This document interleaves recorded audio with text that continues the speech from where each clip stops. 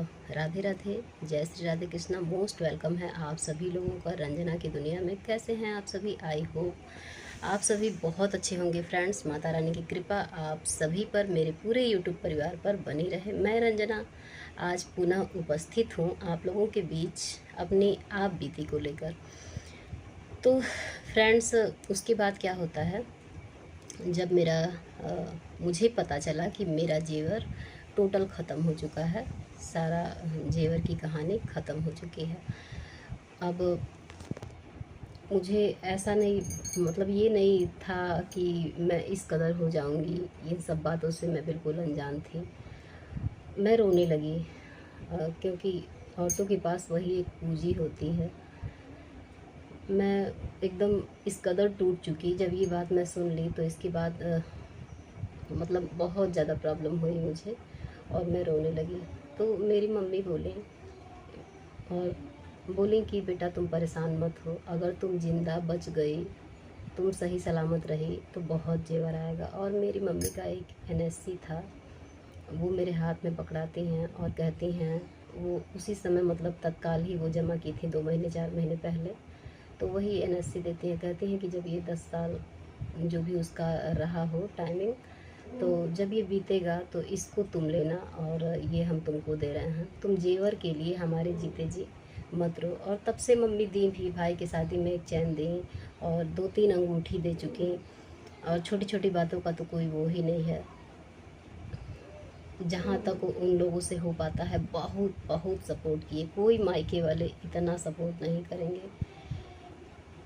उसके बाद क्या होता है फ्रेंड्स, फ़ोन जाता है। वो लोग ये बात सुन करके भी, जब मेरे ससुराल वालों के पास फ़ोन गया कि पैसे का ज़रूरत है इमिडिएटली, अब यहाँ पे पैसा नहीं है और आप लोग व्यवस्था कीजिए, तो वहाँ से कोई रिस्पांस नहीं मिलता है, कुछ भी नहीं। बस वो लोग ऐसे ही साइलेंट पड़े रहते हैं।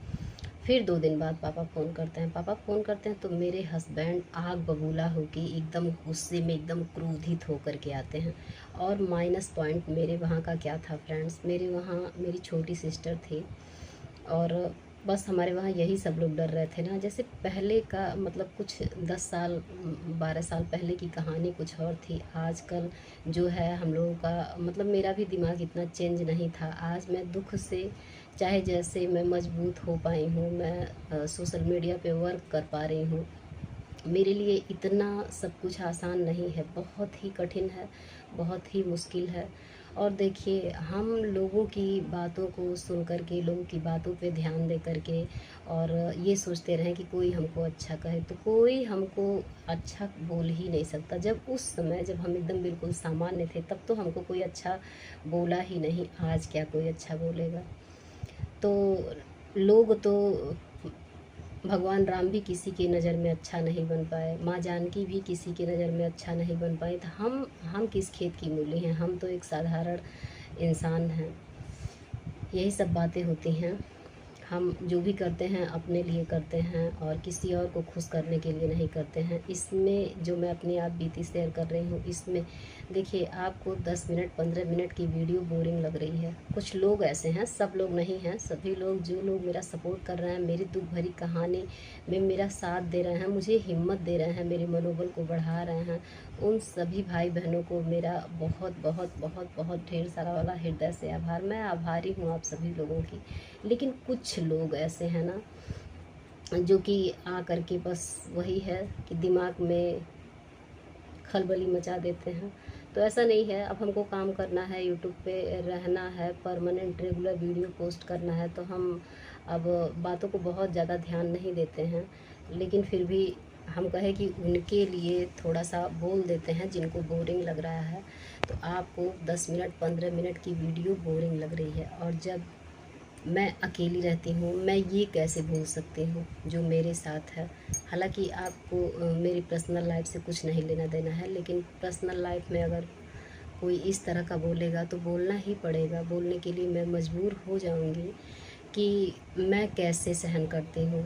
आप 10 मिनट नहीं देख सकते हैं, आप किसी के दुख में शामिल नहीं हो सकते हैं, और मैं 24 घंटे झेल रही हूँ। तो बस सोचने और समझने का फेर होता है। फिर मम्मी मेरा वो एनएससी देती हैं, बहुत समझाती हैं। उसके बाद मेरे हस्बैंड जब आते हैं, आग बबूला क्रोधित होकर के एकदम पहुंचते हैं रूम पे। फिर मम्मी और ऐसी ऐसी बात वो करने लगते हैं आते ही ना, कि मम्मी को बर्दाश्त नहीं होता है। और फिर क्यों बर्दाश्त करेंगी भाई, उनकी बेटी जल कर खाक होकर के तड़प रही है उनके आंखों के सामने। मतलब इतना ज़्यादा पेन हो रहा था हमको, पैर में इतनी ज़्यादा पीड़ा हो रही थी। जलन जो शरीर का था वो तो मेडिसिन लेने से गायब हो गया था। उस तरह से दवाइयाँ हमको मिल रही थी कि वो सब चीज़, लेकिन जो भी प्रॉब्लम थी, अब पैर का पकना शुरू हो गया तो पैर में पेन इतना ज़्यादा। और इस बीच हम तड़प रहे हैं और इस बीच आ करके सुना रहे हैं। तो अगर किसी माँ बाप की बेटी सुखी रहती है और वो अपने ससुराल में संतुष्ट रहती है, तब तो माँ बाप सहते हैं कि चलो बेटी खुश है, दामाद कुछ भी कह रहे हैं तो हम सह लेंगे।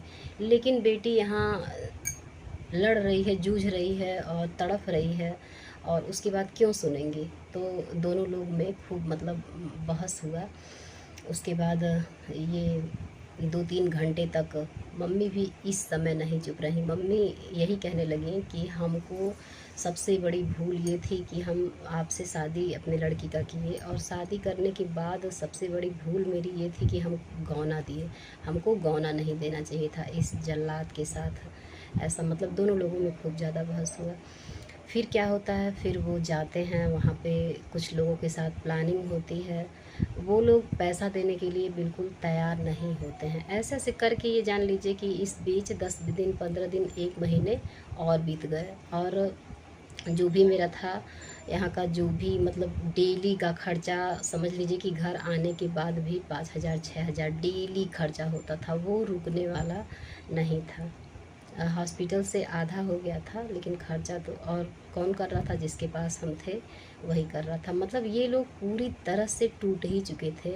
और मेरे भी मन में ये आ रहा था, मेरा भाई उस समय फेल हो गया, मुझे लेकर के उसके दिमाग में इतना टेंशन हुआ। उसका पेपर सही मतलब जब हम जले थे हॉस्पिटल में थे, उसी बीच उसका पेपर हो रहा था। और बहन का ये कंडीशन हुआ, बहन बेहोश हो जाती थी, उसको भी प्रॉब्लम हो रही थी। तो मेरे मन में कहीं ना कहीं ये चलता था कि हम तो बीमार हैं, हम जल गए हैं, हमारा ये कंडीशन है, और मेरी वजह से यहाँ पे बहुत ज़्यादा डिस्टरबेंस हो गया। अब बस ये लगता था ना, हम कहने लगे कि हे पापा, हमकी जहर का इंजेक्शन लगवा दो। मतलब रोते रहते थे और पापा से यही कहते थे कि पापा हमको अब जहर का इंजेक्शन लगवा दीजिए, क्योंकि अब उम्मीद ही ख़त्म हो गया था कि हम बचेंगे, और बचने का कोई चांस ही नहीं हमको नज़र आ रहा था। हम जब अपनी आँख बंद करते थे तो हमको ऐसा नहीं लगता था कि अगली सुबह हम देख पाएंगे। एकदम मतलब हिम्मत अब मेरी धीरे धीरे टूटती ही जा रही थी, क्योंकि इतना ज़्यादा तकलीफ़ हो रहा था, इतना ज़्यादा कष्ट हो रहा था। और बीच में ये सारा, पता है जब दिमाग दुख होता है और उस समय माहौल थोड़ा सा अच्छा होता है तो दिमाग थोड़ा सा डाइवर्ट होता है। लेकिन ये सब चीज़ें देख कर के दिमाग एकदम टेंशन में रहता था। टेंशन की वजह से और ज़्यादा हालत ख़राब होती थी। फिर उसके बाद वहाँ जब हो गए तो फिर प्लानिंग हुआ। फिर फ़ोन आता है कि हम लोग पैसा नहीं देंगे और रूबी को यहाँ पे ले आएंगे। अब ये लोग सुन कर के एकदम स्तब्ध रह जाते हैं कि बताओ, अब वहाँ गांव में ले जाएंगे, कह रहे हैं ले जाने के लिए, अब क्या होगा ऐसे वैसे।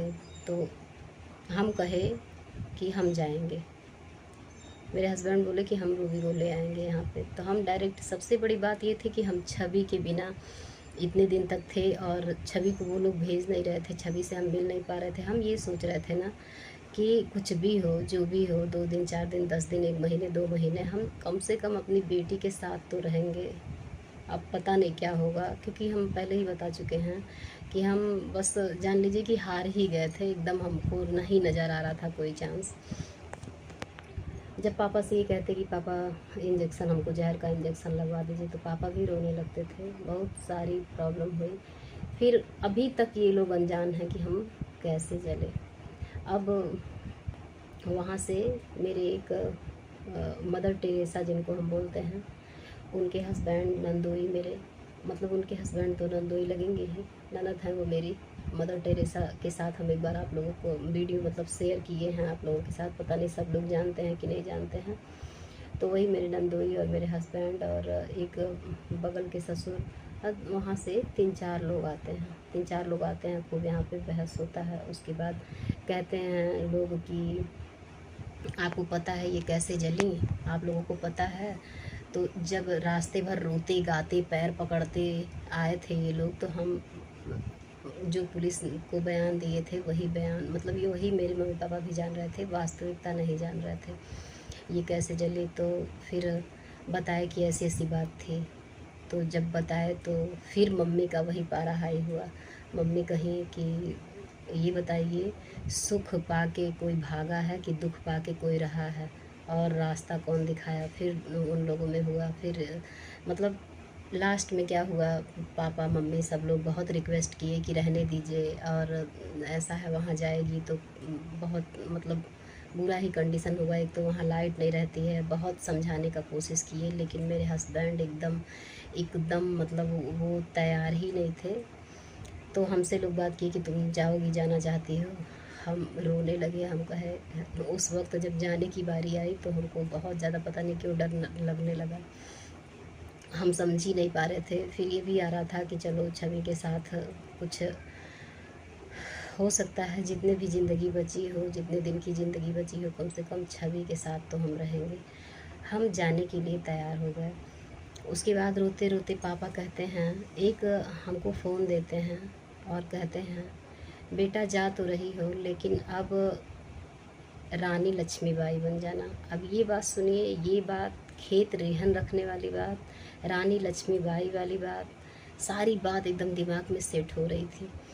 पापा रोते हैं और कहते हैं, अभी तक पापा कुछ नहीं कहे थे, लेकिन पापा ये बात कहते हैं कि एकदम तुमको रानी लक्ष्मीबाई बन के रहना है, और ये फ़ोन पकड़ो, अगर वहाँ जाने पे कुछ भी दिक्कत तुमको हुआ तो तुम तुरंत मेरे पास फ़ोन करना।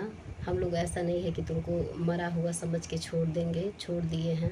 ये जिद कर रहे हैं वहाँ ले जाने की, तुमको कुछ हुआ तो ये लोग जानेंगे, अब इन लोगों का काम जानेगा। उसके बाद हमको नाइटी पहनाया जाता है। ड्रेसिंग तो हुई ही रहती है, पैर वाला निकल चुका था। हाँ, अब तक निकल चुका था जब हमको जाने की बारी आई। अब तक ससुराल जाते जाते हम अपने हाथ से, मतलब ऐसे हाथ के पास कुल्ला नहीं हम कर पाते थे, लेकिन गिलास उठा के गिलास से हम कुल्ला करते थे। मतलब हाथ नहीं जाता था, कुल्ला कैसे हम लोग करते हैं। तो इस तरह से हम कुल्ला नहीं कर पाते थे, हाथ मुड़ता नहीं था, लेकिन गिलास उठा के और मुँह पे लगा के कुल्ला करते थे। और अपने हाथ से मतलब जो अपना क्रियाकर्म था अब तक हम करने लगे थे। फिर हमको नाइटी पहनाई जाती है ऊपर से, ड्रेसिंग के ऊपर से, और जैसे जिंदा लाश जैसे भेजा जाता है उसी कदर मेरे मम्मी पापा हमको भेज देते हैं। मतलब बहुत सारा बहस हुआ, बहुत सारी बातें हुई। वैसे ही सब लोग बोर हो जा रहे हैं, उतना कुछ हम बोलेंगे तो और ज़्यादा सबको नहीं बोरिंग लग रहा है, लेकिन कुछ लोग हैं ऐसे जो बस क्या ही कहें। मिलते हैं आप लोगों से नेक्स्ट वीडियो में। तब तक के लिए राधे राधे, जय श्री राधे कृष्णा। और हाँ, एक आप लोगों को थैंक यू सो मच, बहुत बहुत धन्यवाद। मेरी फैमिली, यूट्यूब फैमिली 40K हो गई है, तो सभी लोगों को बहुत बहुत धन्यवाद। मिलते हैं नेक्स्ट वीडियो में। Bye bye, see you, Radhe Radhe, जय श्री राधे कृष्ण।